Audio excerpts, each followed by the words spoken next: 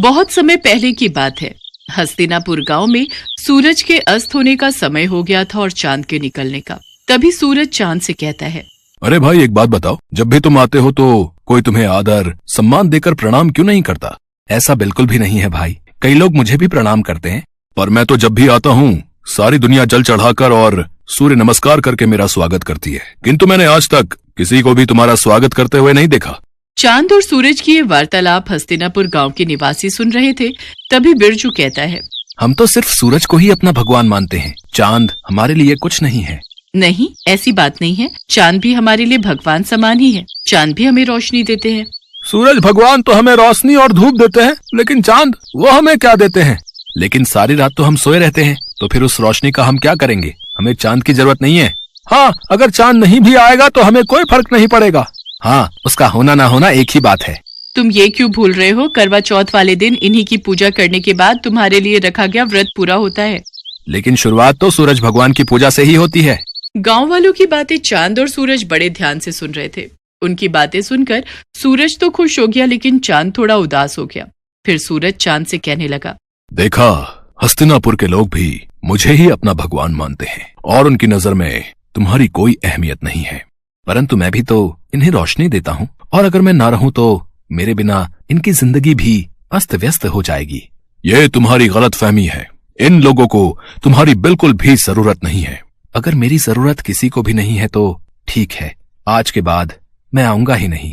इसके बाद चांद वहां से चला जाता है और उसके जाते ही सारे गांव में अंधेरा छा जाता है। वैसे तो आसमान में कुछ सितारे होते हैं, लेकिन उनकी रोशनी ना के बराबर होती है। लेकिन अंधेरा इतना ज्यादा होता है कि किसी को भी कुछ दिखाई नहीं देता। हस्तिनापुर गांव में बुआई का समय शुरू हो गया था, इसीलिए किसानों को सुबह जल्दी उठकर खेतों में जाना होता है। लेकिन चांद के ना होने से बाहर घनघोर अंधेरा होता है। अरे उमा, जल्दी से उठ जाओ, आज खेत की बुआई करने जाना है। जल्दी से उठ जाओ, वरना देर हो गई तो बाहर धूप बहुत तेज हो जाएगी, फिर खेतों में काम करना मुश्किल हो जाएगा। हाँ, बुआई के लिए तो जाना है, पर अभी बाहर बहुत अंधेरा है। आप भी सो जाओ जी, और मुझे भी सोने दो। मुझे लगता है बाहर सुबह होने वाली है, अब हमें चलना चाहिए। वो तो आप सही कह रहे हो जी, पर बाहर इतना अंधेरा है कि हम जाएंगे कैसे? ठीक है, फिर बाद में ही चलते हैं।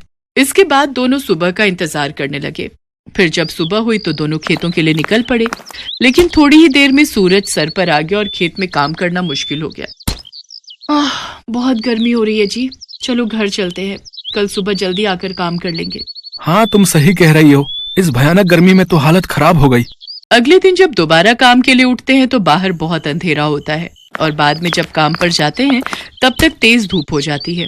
इस समस्या से परेशान होकर पवन सूरज भगवान से कहता है, हे सूर्यदेव, अगर आप रात को भी उपस्थित रहें तो हमें कभी भी चांद की जरूरत नहीं पड़ेगी और हम केवल आपकी ही पूजा करेंगे। अरे जल्दी से खाना बना दो, मुझे बहुत तेज भूख लगी है, नींद आ रही है, सोना भी है। लेकिन अभी तो दिन हो रहा है जी, क्या अभी से खाना बना दूं? हाँ, मुझे लगता है आज शाम नहीं होगी। तुम जल्दी से खाना बना दो, मुझे बहुत भूख लगी है। अच्छा ठीक है, बना देती हूँ। फिर दोनों खाना खा लेते हैं, लेकिन तब भी रात नहीं होती और दोनों सोने के लिए चले जाते हैं। बहुत गर्मी हो रही है, बिल्कुल भी नींद नहीं आ रही। ऐसा करता हूँ, जाकर नहा लेता हूँ। इसके बाद पवन नहाने चला जाता है। नहाने के बाद भी बहुत गर्मी हो रही है। तभी बाहर शोर होता है। पवन और उमा बाहर निकलकर देखते हैं तो बिरजू का बेटा बिट्टू बेहोश पड़ा हुआ था। क्या हो गया मेरे बच्चे? कोई जल्दी से पानी लाओ। फिर उमा जल्दी से पानी लाकर बिट्टू के मुंह पर छिड़काव करती है। कुछ ही देर में बिट्टू होश में आ जाता है। लगता है दिन रात धूप लगने की वजह से ये बेहोश हो गया था। इसके बाद सभी सोने के लिए चले जाते हैं, लेकिन गर्मी की वजह से किसी को भी नींद नहीं आ रही थी। सारी रात लोगों की ऐसे ही कट जाया करती। इतनी गर्मी में तो हम लोग मर ही जाएंगे। काश सूरज ढल जाता तो इतनी गर्मी नहीं होती और हम लोग चैन से सो पाते। चुप रहो तुम, थोड़ी सी गर्मी सहन नहीं कर सकती? ऐसे ही एक हफ्ता बीत जाता है, लेकिन हस्तिनापुर के लोग बिल्कुल भी चैन से नहीं सो पाते, और देखते ही देखते कई लोगों की तबीयत बिगड़ने लगती है। ये सब तुम्हारे कारण ही हो रहा है। ना तो तुम चांद का अपमान करते और ना तो वो यहाँ से जाते। इसके बाद पवन बाहर जाकर सूर्यदेव से प्रार्थना करता है, हे सूर्य देवता, अब से आप केवल दिन में ही रहिए। हम आपकी गर्मी सहन नहीं कर पा रहे हैं, रात को हमें चांद की ही जरूरत है। इसके बाद पवन और सभी गांव वाले चंद्रदेव को पुकारने लगते हैं। हे चंद्रदेव, हमें माफ कर दीजिए, हमें आपकी भी उतनी ही जरूरत है जितनी सूरज की। हाँ चंद्रदेव, जहाँ दिन सूरज के बिना अधूरा है, वहीं रात आपके बिना अधूरी है। अब से हम आपकी भी उसी तरह पूजा करेंगे जिस तरह सूर्यदेव की करते हैं। ठीक है, मैं रात में तुम लोगों को रोशनी देने के लिए फिर से उपस्थित रहूंगा। मुझे माफ कर दो मेरे भाई, अब मुझे समझ आ गया है कि जितनी जरूरत इस दुनिया को मेरी है, उतनी ही तुम्हारी। सूरज ढल गया और अंधेरा होने लगा। तब चांद ने अपनी रोशनी चारों ओर बिखेर दी। इसके बाद सभी गांव वालों ने सर झुकाकर चांद का स्वागत किया और सभी गांव वाले पूरे 1 हफ्ते बाद चैन की नींद सोए। हल्कू ने आकर अपनी पत्नी से कहा, सहना आया है, लाओ जो रुपए रखे हैं उसे दे दूं, किसी तरह गला तो छूटे। मुन्नी झाड़ू लगा रही थी, पीछे फिरकर बोली, 3 ही तो रुपए हैं, दे दोगे तो कंबल कहां से आएगा? माघ पूस की रात खेत में कैसे कटेगी? उससे कह दो फसल पर रुपए दे देंगे, अभी नहीं। हल्कू एक क्षण अनिश्चित दशा में खड़ा रहा। पूस सिर पर आ गया। बिना कंबल के खेत में रात को वह किसी तरह नहीं सो सकता, मगर सहना मानेगा नहीं, घुड़कियां जमाएगा। चाहे जाड़े में मरेंगे पर बला तो सिर से टल जाएगी। यही सोचता हुआ वह अपनी पत्नी के पास गया और खुशामद करके बोला, ला दे दे, गला तो छूटे, कंबल के लिए कोई दूसरा उपाय सोचूंगा। मुन्नी उसके पास से दूर हट गई और आंखें तरेरते हुए बोली, कर चुके दूसरा उपाय, जरा सुनूं क्या उपाय करोगे? कोई खैरात में दे देगा कंबल? मैं कहती हूं तुम खेती छोड़ क्यों नहीं देते? मर काम करो और जब फसल हो तो उसे लगान में दे दो। लगान चुकाने के लिए ही तो हमारा जन्म हुआ है। पेट के लिए मजूरी करो, ऐसी खेती से बाज आए। मैं ना दूंगी। हल्कू उदास होकर बोला, तो क्या गाली खाऊं? मुन्नी ने तड़प कर कहा, गाली क्यों देगा? क्या उसका राज है? मगर यह कहने के साथ ही उसकी तनी हुई भौहें ढीली पड़ गईं। हल्कू के उस वाक्य में जो कठोर सत्य था, वह मानो एक भयानक जंतु की भांति उसे घूर रहा था। वह जाकर रुपए निकाल लाई और हल्कू के हाथ पर रख दिए। फिर बोली, तुम छोड़ दो अब ये खेती। मजूरी में सुख से 1 रोटी खाने को तो मिलेगी, किसी की धौंस तो न रहेगी। ऐसी खेती किस काम की कि मजूरी करके लाओ और उसे भी इसमें झोंक दो, उस पर ये धौंस सहो। हल्कू ने रुपए लिए और इस तरह बाहर चला मानो अपना हृदय निकाल कर देने जा रहा हो। उसने मजूरी से 1-1 पैसा काट कर 3 रुपए कंबल के लिए जमा किए थे। वे आज निकले जा रहे थे। एक पग के साथ उसका मस्तक अपनी दीनता के भार से दबा जा रहा था। पूस की अंधेरी रात, आकाश में तारे भी ठिठुरते हुए मालूम होते थे।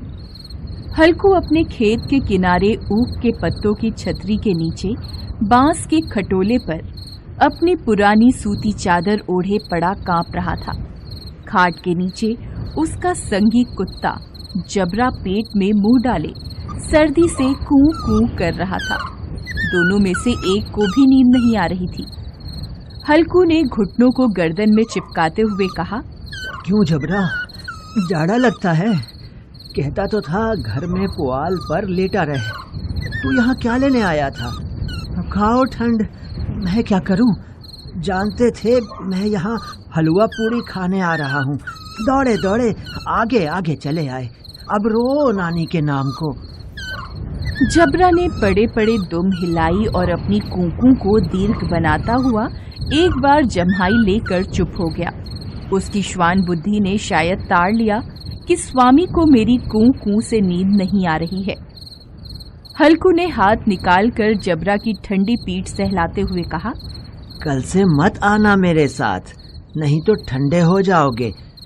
यह पछुआ न जाने कहां से बर्फ लिए आ रही है। किसी तरह बस रात कट जाए। यह खेती का मजा है और एक एक भाग्यवान ऐसे पड़े हैं जिनके पास जाड़ा जाए तो गर्मी से घबरा कर भागे। मोटे गद्दे, लिहाफ, कंबल तकदीर की खूबी है।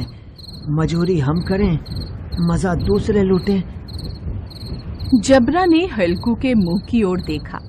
हल्कू, आज और जाड़ा खा ले, कल से यहाँ मैं पुआल बिछा दूंगा, उसी में घुसकर बैठना, तब जाड़ा न लगेगा।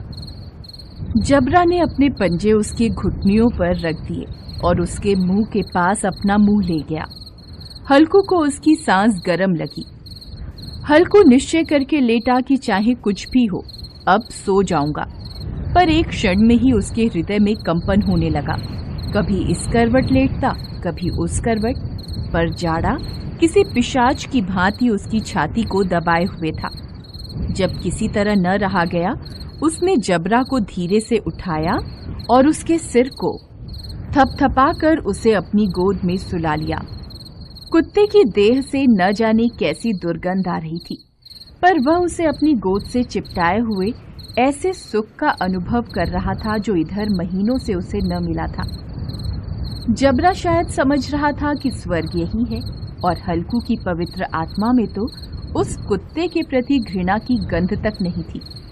अपने किसी अभिन्न मित्र या भाई को भी वह इतनी ही तत्परता से गले लगाता।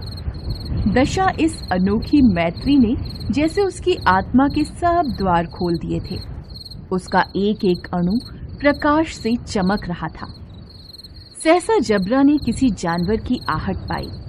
इस विशेष आत्मीयता ने उसमें एक नई स्फूर्ति पैदा कर दी थी, जो हवा के झोंकों को तुच्छ समझती थी। वह झपट कर उठा और छतरी के बाहर आकर भौंकने लगा। हल्कू ने उसे कई बार पुचकार कर बुलाया, पर वह उसके पास नहीं आया। खेत में चारों ओर दौड़कर भौंकता रहा। एक क्षण के लिए भी आता तो तुरंत ही फिर दौड़ पड़ता। कर्तव्य उसके हृदय में अरमान की भांति उछल रहा। 1 घंटा और गुजर गया। रात ने शीत को हवा से धधकाना शुरू कर दिया। हल्कू उठ बैठा और दोनों घुटनों को छाती से मिलाकर सिर को उसमें छिपा लिया। फिर भी ठंड कम न हुई। ऐसा जान पड़ता था सारा रक्त जम गया है और धमनियों में रक्त की जगह हिम बह रहा है। उसने झुककर आकाश की ओर देखा कि अभी कितनी रात बाकी है। सप्तर्षि अभी आकाश में आधे भी नहीं चढ़े। ऊपर आ जाएंगे तब कहीं सवेरा होगा। अभी पहर भर से ऊपर रात है। हल्कू के खेत से कुछ दूर आमों का बाग था। पतझड़ शुरू हो गया था। बाग में पत्तियों का ढेर लगा हुआ था। हल्कू ने सोचा चलकर पत्तियां बटोरूं और उन्हें जलाकर खूब तापूं। रात को कोई मुझे पत्तियां बटोरते देखे तो समझे कोई भूत है, कौन जाने कोई जानवर ही छिपा बैठा हो। मगर अब जाड़े में भी तो बैठे नहीं रहा जाता। उसने पास के अरहर के खेत में जाकर कई पौधे उखाड़ लिए और उनसे एक झाड़ू बनाकर हाथ में सुलगता हुआ उपला लिए बगीचे की तरफ चला। जबरा ने उसे आते देखा तो पास आया और दुम हिलाने लगा। हल्कू ने कहा, अब तो नहीं रहा जाता जबरू, चलो बगीचे में पत्तियां बटोर कर तापें, अभी तो रात बहुत है। जबरा ने कूं कूं करके सहमति प्रकट की और आगे आगे बगीचे की ओर चला। बगीचे में घुप अंधेरा छाया हुआ था और उस अंधकार में निर्दय पवन पत्तियों को कुचलता हुआ चला आता था। वृक्षों से ओस की बूंदें टप टप नीचे टपक रही थीं। हल्कू ने आग जमीन पर रख दी और पत्तियां बटोरने लगा। जरा देर में पत्तियों का ढेर लग गया। हाथ ठिठुरे जाते थे, नंगे पांव गले जाते थे और वह पत्तियों का पहाड़ खड़ा कर रहा था। थोड़ी देर में अलाव जल उठा। उसकी लौ ऊपर वाले वृक्ष की पत्तियों को छू छू कर भागने लगी। हल्कू अलाव के सामने बैठा ताप रहा था। उसने दोनों पांव फैला दिए मानो ठंड को ललकार रहा हो। तेरे जी में जो आए सो कर। ठंड की असीम शक्ति पर विजय पाकर वह विजय गर्व को हृदय में छिपा न सकता था। उसने जबरा से कहा, क्यों जब्बर, अब तो ठंड नहीं लग रही है?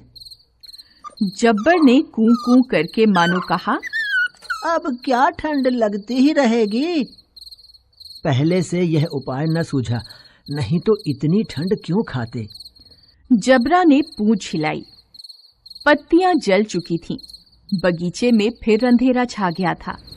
राख के नीचे कुछ कुछ आग शेष थी, जो हवा का झोंका आ जाने पर जरा जाग उठती थी, पर एक क्षण में फिर आंखें बंद कर लेती थी। हल्कू ने फिर चादर ओढ़ ली और गरम राख के पास बैठा हुआ एक गीत गुनगुनाने लगा। उसके बदन में गर्मी आ गई थी, पर ज्यों-ज्यों शीत बढ़ता जाता था, उसे आलस्य दबाए लेता था। जबरा जोर से भौंककर खेत की ओर भागा। हल्कू को ऐसा मालूम हुआ कि जानवरों का एक झुंड उसके खेत में घुस आया है। शायद नीलगायों का झुंड था। उनके कूदने और दौड़ने की आवाजें साफ कान में आ रही थीं। फिर ऐसा लगा कि वे खेत में चर रही हैं। उनके चबाने की आवाज सुनाई देने लगी। उसने दिल में कहा, नहीं, जबरा के होते जानवर खेत में नहीं आ सकता, वह नोच ही डालेगा। मुझे भ्रम हो रहा है। अब तो कुछ नहीं सुनाई देता। मुझे भी कैसा धोखा हुआ। उसने जोर से आवाज लगाई, जबरा, जबरा। जबरा भौंकता रहा, उसके पास नहीं आया। फिर खेत में चरे जाने की आहट मिली। अब वह अपने को धोखा न दे सका। उसे अपनी जगह से हिलना भी जहर लग रहा था। इस जाड़े पाले में खेत में जाना, जानवरों के पीछे दौड़ना असूझ जान पड़ा। वह अपनी जगह से नहीं हिला। उसने जोर से आवाज लगाई, लिहा, लिहा, लिहा। जबरा फिर भौंक उठा। जानवर खेत चर रहे थे। फसल तैयार थी। कैसी अच्छी खेती थी, पर दुष्ट जानवर उसका सर्वनाश किए जा रहे थे। हल्कू पक्का इरादा करके उठा, पर 2-3 कदम पर एकाएक हवा का ऐसा ठंडा, चुभने वाला, बिच्छू के डंक सा झोंका लगा कि वह फिर बुझते हुए अलाव के पास आ बैठा और राख कुरेद कर अपनी ठंडी देह को गरमाने लगा। जबरा अपना गला फाड़े डालता था। नील गाय खेत का सफाया किए डालती थी और हल्कू गरम राख के पास शांत बैठा हुआ था। अकर्मण्यता ने रस्सियों की भांति उसे चारों ओर से जकड़ रखा था। उसी राख के पास गरम जमीन पर वह चादर ओढ़कर सो गया। सवेरे जब उसकी आंख खुली तब चारों ओर धूप फैल गई थी और मुन्नी कह रही थी, क्या आप सोते ही रहोगे? तुम यहां आकर रम गए और उधर सारा खेत चौपट हो गया।